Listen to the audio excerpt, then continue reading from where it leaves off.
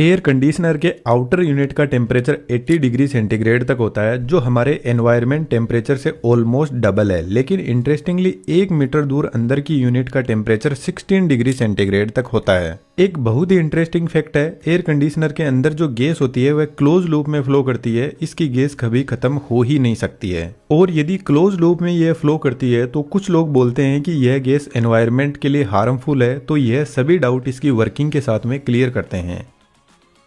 Air conditioner की कोई ज़्यादा कॉम्प्लेक्स इंजीनियरिंग नहीं होती है, स्टार्टिंग होती है कंप्रेसर से। एयर कंडीशनर का हार्ट यही डिवाइस होता है, और इस कंप्रेसर के अंदर आज के मॉडर्न टाइम के अकॉर्डिंग एक एनवायरनमेंट फ्रेंडली गैस भरी जाती है, जिसको R32 बोलते हैं। इस गैस को रेफ्रिजरेंट भी बोल सकते हैं। जब कंप्रेसर इस गैस को कंप्रेस करेगा तो इसका प्रेशर बढ़ने लगेगा, जिसकी वजह से टेम्परेचर भी बढ़ने लग जाएगा, और जब गैस कंप्रेसर से बाहर निकलेगी तो इसका टेम्परेचर होगा 80 डिग्री सेंटीग्रेड। अब इस हाई टेम्परेचर को हमें थोड़ा ठंडा करने की जरूरत है, तो रेफ्रिजरेंट पहुंचता है कंडेंसर कोयल के पास में।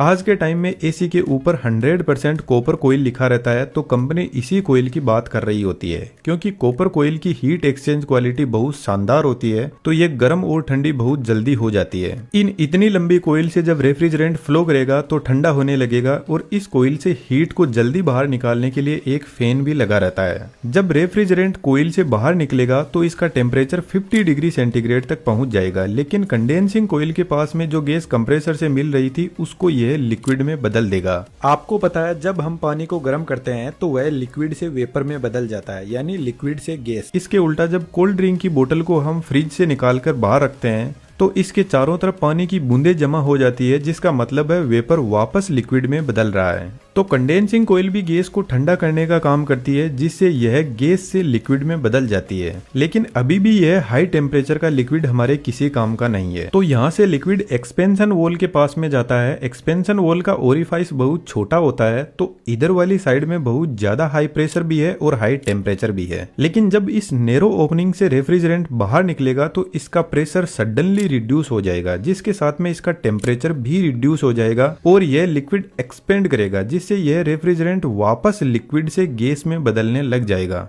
लेकिन यहाँ पर लिक्विड 100% गैस में नहीं बदल पाता है। यह वॉल ठीक एक वाटर स्प्रे की तरह काम करता है। वाटर स्प्रे भी बेसिकली वाटर को वेपर में बदल देता है, और यह काफी ठंडे भी होते हैं। गर्मियों में छत पे रखी टंकी का पानी बहुत ज्यादा गर्म हो जाता है, तो उसको ठंडा करने के लिए शावर से आपको पानी का टब भरना होगा, और आप देखना पानी का टेम्परेचर काफी रिड्यूस हो जाएगा। अब यह एकदम ठंडा रेफ्रिजरेंट जाता है हमारे रूम में लगी हुई इवेपोरेटर कोयल के पास में। यह कोयल भी कॉपर की ही बनी होती है, जो हीट एक्सचेंज का काम करती है।